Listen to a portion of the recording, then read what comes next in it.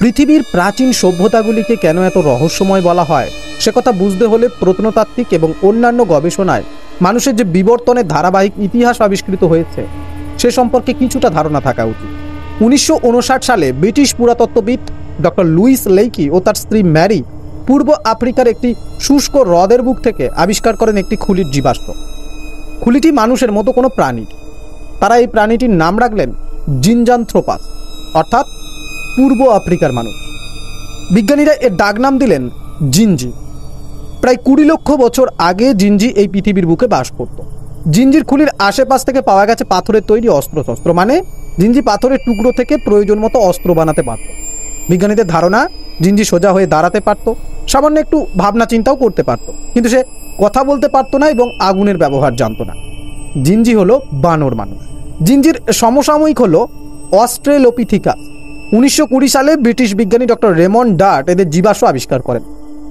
অস্ট্রেলোপিথিকাস হলো দক্ষিণ আফ্রিকার বানর মানুষ। এরপরে 10 লক্ষ বছর অন্ধকারাচ্ছন্ন। এই 10 লক্ষ বছরে আমরা আর কোনো বানর মানুষ বা তাদের থেকে উন্নত কোনো জীবের সন্ধান পেলাম না। এরপর যাদের সন্ধান পাওয়া গেল তারা হলো পিকিং মানুষ বা সিনান্থ্রোপাস। পিকিং শহরের কাছে একটা গুহা থেকে এদের জীবাশ্ম পাওয়া যায়। প্রস্তর যুগের এই শিকারী মানুষেরা প্রয়োজনীয় পাথরের অস্ত্রশস্ত্র তৈরি করতে পারত। শিকারে যাওয়ার সময় এইসব অস্ত্র তারা সঙ্গে নিয়ে যেত। পিকিং মানুষেরা একটা সাংঘাতিক আবিষ্কার করে ফেলেছিল, এরা আগুন জ্বালাতে শিখেছিল। নৃতত্ত্ববিদ এফ ক্লার্ক হল বলছেন, এরা হাতের কাছে জ্বালানি সব সময় জোগাড় করে রাখত এবং সব সময় আগুন জ্বালিয়ে রাখত। আগুন নিভতে কখনোই এরা দিত না। জিনজি আর পিকিং মানুষের মধ্যে কেটে গেছে 10 লক্ষ বছর, আর এই 10 লক্ষ বছরে আবিষ্কার হয়েছে শুধুমাত্র আগুন। অগ্রগতির এই ধারায় পরবর্তী 10 লক্ষ বছরে মানুষ কি আমাদের আজকের এই উন্নত সভ্যতায় পৌঁছাতে পারত? দেখা যাক, আমরা আরেকটু আলোচনা করে দেখি। জিনজি এবং পিকিং মানুষের মগজের মাপ আধুনিক মানুষের মগজের চেয়ে ছোট। 10 লক্ষ বছরের ব্যবধানে জিনজি ও পিকিং মানুষের শারীরিক গঠন ও মগজের মাপের সামান্য পরিবর্তন ঘটেছিল, কিন্তু এর মধ্যে পিকিং মানুষ আবিষ্কার করলো আগুন, যে আগুন আজকের সভ্যতার একটি বিশেষ অঙ্গ। জিনজি আর পিকিং মানুষের জীবনযাত্রার মধ্যে এই আগুনের ব্যবহার ছাড়া আর বিশেষ কোনো পার্থক্য আমাদের চোখে পড়ল না। কি করে পিকিং মানুষেরা আগুন আবিষ্কার করলো? নাকি কেউ তাকে আগুন জ্বালানোর কৌশল শিখিয়ে দিয়েছিল? অ্যালন অ্যান্ড স্যালি ল্যান্ডসবার্গ তাদের বইয়ে বলছেন, হতে পারে আকাশ থেকে কেউ এসে তাদের আগুন জ্বালাতে শিখিয়েছিল। এরপর আমরা সন্ধান পেলাম নিয়ানডার্টাল মানুষদের। প্রায় 5 লক্ষ বছর আগে এরা ইউরোপ, এশিয়া ও আফ্রিকায় আবির্ভূত হলো। তবে এরা কিন্তু কেউই বানর মানুষ ছিল না। এদের চেহারা ছিল বেঁটে এবং মোটাসোটা। 5 ফুটের একটু বেশি এরা লম্বা ছিল। এদের হাতে পায়ের চেহারা ছিল সম্পূর্ণ ভিন্ন ধরনের। জিনজি এবং পিকিং মানুষদের হাত পায়ের বিবর্তনের মধ্যে দিয়ে যে নিয়ানডার্টাল হয়েছে এ কথা কোনো বিজ্ঞানীই মনে করেন না। আর সবথেকে অবাক করার ব্যাপার হলো এদের মাথা ছিল অনেক বড়, প্রায় 1600 ঘন সেন্টিমিটার। জিনজি ও পিকিং মানুষের থেকে প্রায় 1.5 গুণ বড়, আর আমাদের মাথার থেকে প্রায় 200 ঘন সেন্টিমিটার বেশি। নিয়ানডার্টাল মানুষদের শরীরের লোমও আমাদের থেকে খুব একটা বেশি কিছু ছিল না। বিশেষজ্ঞরা মনে করেন চুলদারি কামিয়ে আধুনিক পোশাক পরিয়ে নিয়ানডার্টাল মানুষদের সভ্য সমাজে ছেড়ে দিলে এরা দিব্যি আমাদের সাথে মিশে যাবে। এই নিয়ানডার্টাল মানুষরা শুধুমাত্র অস্ত্র তৈরি করতে পারতো তা নয়, এরা যন্ত্রপাতিও তৈরি করতে পারত। যেমন হাড় বা কাঠ কাটার জন্য করাতের মতো ধারালো অস্ত্র, বাটালি, রেঁদা ইত্যাদি সব। পশুর চামড়া শুকিয়ে পরিষ্কার করে এরা গায়ে দিত। এরা কাজকর্মের জন্য ডান হাত ব্যবহার করত, কারণ এদের মাথার বাঁ দিকের তুলনায় ডান দিকটা বড় ছিল। এদের মাথার মাপ আমাদের মাথার মাপের তুলনায় একটু বড় ছিল ঠিকই, কিন্তু আমাদের মাথা থেকে এদের মাথাটা ছিল সম্পূর্ণ ভিন্ন ধরনের। এটাই বিজ্ঞানীদের ধারণা। এরা মৃতদেহ সৎকার করত, মৃতদেহ কবর দিত এবং কবরের চারপাশের পাথরের বেড়া দিয়ে রাখত। শুধু তাই নয়, এরা হয়তো বিশ্বাস করত মৃত্যুর পরেও জীবন আছে, তাই বেশিরভাগ কবরে কোঠার ও অস্ত্রশস্ত্র পাওয়া গেছে। এরা হয়তো ভাবত মৃতরা পরবর্তী জীবনে এসব ব্যবহার করবে। সম্ভবত তারা মৃতদেহকে শ্রদ্ধা জানাতো ফুল দিয়ে। একটি কবরের কাছে 8 রকম ফুলের রেণুর সন্ধান পাওয়া গেছে। গুহার গভীরে যেখানে কঙ্কাল পাওয়া গেছে সেখানে হাওয়ায় উড়ে গিয়ে এই ফুল যেতে পারে বলে তো মনে হয় না। আচ্ছা, এই রহস্যময় নিয়ানডার্টাল এই মানুষগুলো কারা? বিবর্তনের ধারা দিয়ে যাদের এই রহস্য ভেদ করা সম্ভব হচ্ছে না। অ্যালন অ্যান্ড ল্যান্ডসবার্গ তাদের বইয়ে একটা অদ্ভুত রকমের মন্তব্য করেছেন। তারা বলছেন, ভিন্ন গ্রহের মানুষেরা এখানে হাজার হাজার বছর ধরে উপনিবেশ স্থাপন করে রেখেছিল। তারপর শেষ তুষার যুগ শেষ হবার আগে তাদের চিহ্ন মুছে দিয়ে তারা ফিরে যায়। নিয়ান্ডারটালরা হয়তো সেই তাদেরই বংশধর। বিখ্যাত ঐতিহাসিক উইল ডুরান্ট তার বইয়ে স্বীকার করছেন যে আদিম যে সংস্কৃতিগুলো সেগুলো আমাদের পূর্বপুরুষ ছিল না। আমরা যতদূর জানি তাদের সব উন্নত সংস্কৃতির অবশিষ্ট অংশ ছিল। বরফ যুগের সময় এই সব উন্নত সভ্যতা শেষ হয়ে যায়। প্রস্তর ও মধ্যপ্রস্তর যুগের বহু নিদর্শন ভারতে পাওয়া গেছে। তামিলনাড়ুতে প্রস্তর যুগের পাথরের অস্ত্রশস্ত্রের প্রমাণ পাওয়া গেছে। ব্রিটিশ সরকারি অফিসার ব্রুস ব্রুট প্রথম এই অস্ত্র আবিষ্কার করছেন। কাশ্মীরের পীরপাঞ্জাল, সিন্ধু ও ঝিলম নদী বেষ্টিত পোর্টওয়ার সমতল ভূমিতে প্রাগৈতিহাসিক মানুষের বাসস্থান ছিল বলে জানা গেছে।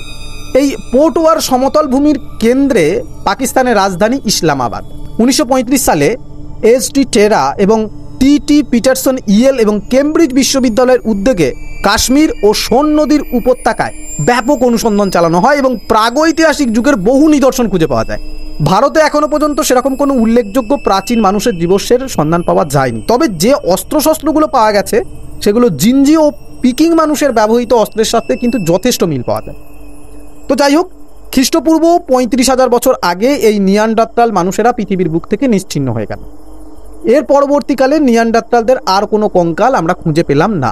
এদিকে 10 লক্ষ বছরের মধ্যে পৃথিবীর বুকে কেটে গেছে চারটি তুষার যুগ।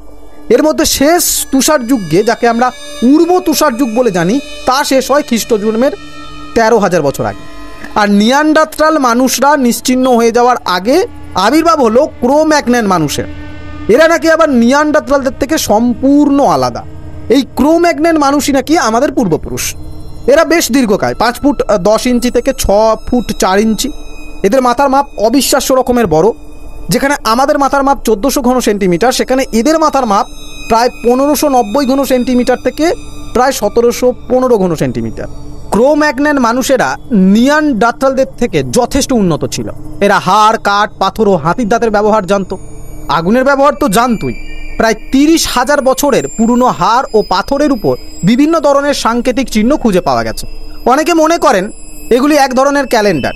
এই ক্রো-ম্যাগন্যান মানুষেরা যে প্রাকৃতিক ঘটনাগুলির পুনরাবৃত্তি হতো তা জানত এবং সেগুলি এইসব হাড় ও পাথরের ক্যালেন্ডারে লিখে রাখত।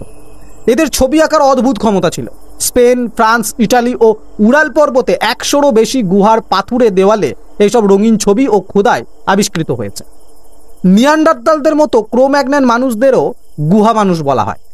সম্ভবত এদেরই সভ্যতা পৃথিবীর বুকে ছড়িয়ে পড়েছিল, কিন্তু তুষার যুগের আক্রমণে সেসব ছেড়ে এরা নিজেদের সুবিধা মতো গুহাতে আশ্রয় নেয় এবং সেখান থেকেই আমরা তাদের কঙ্কাল ও ব্যবহৃত সামগ্রী খুঁজে পেয়েছি বলে তাদেরকে গুহা মানব বলছি। দেখুন, প্রাকৃতিক নিয়ম অনুসারে হঠাৎ করেই কিছু ঘটে না। মানুষের ক্রমবিকাশের ক্ষেত্রে সেরকম কেন ঘটলো? যেখানে 10 লক্ষ বছরে জিঞ্জি এবং পিকিং মানুষদের মধ্যে বিরাট কোনো দৈহিক ও মানসিক পরিবর্তন ঘটলো না, সেখানে নিয়ান্ডারটালদের সঙ্গে ক্রো-ম্যাগন্যানের মধ্যে এইরকম বিরাট পার্থক্যের কারণটা কি? ক্রো-ম্যাগন্যান মানুষেরা ছবি আঁকতে পারত। ছবি আঁকা একটা অত্যন্ত সূক্ষ্ম কাজ। এই কাজ করার জন্য চাই উন্নত বুদ্ধি ও প্রযুক্তিগত দক্ষতা। এরকম মানসিক উন্নতি একদিনে ঘটে না। বহু লক্ষ বছরের বিবর্তনের মধ্যে দিয়ে তবেই মগজের উন্নতি ঘটে, জ্ঞানের প্রসার হয়। কিন্তু ক্রো-ম্যাগন্যান মানুষদের ক্ষেত্রে সেরকম কোনো সাক্ষ্য প্রমাণ কিছুই পাওয়া যায় না।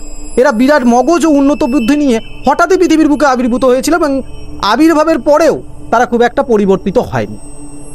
আজকের দিনের যারা মানুষ, যারা পরমাণু নিয়ে গবেষণা করছেন, মহাকাশচারী যারা দ্রুত মহাশূন্যের দিকে ছুটে যাচ্ছেন, তাদের দৈহিক চেহারা ও মগজের পরিমাণ সেই 20,000 বছরের প্রাচীন পূর্বপুরুষদের থেকে এতটুকু বেশি কিছু না। আচ্ছা, তাহলে প্রশ্ন যে এই ক্রো-ম্যাগন্যান মানুষ কারা, কোথা থেকে তারা এসেছিল? যাই হোক, আমি প্রসঙ্গে ফিরি। তো প্রায় 35,000 বছরের সংগ্রামের পর মানুষ তার আজকের বর্তমান অবস্থায় এসে পৌঁছেছে। মানুষ শিকার জীবন থেকে আস্তে আস্তে সরে এসে খাদ্য উৎপাদনে মন দিয়েছে। তারপর পশুদের পোষ মানাতে শিখেছে। যাযাবরী জীবন শেষ করে তারা গ্রাম্য জীবন শুরু করেছে। কিন্তু একটা প্রশ্ন থেকেই যাচ্ছে, সেটা হচ্ছে ক্রমবিবর্তনের ধারায় মানুষের এই পরিবর্তনকে কেন মেলানো যাচ্ছে না? কি মনে হয়? কমেন্টে জানাতে ভুলবেন না।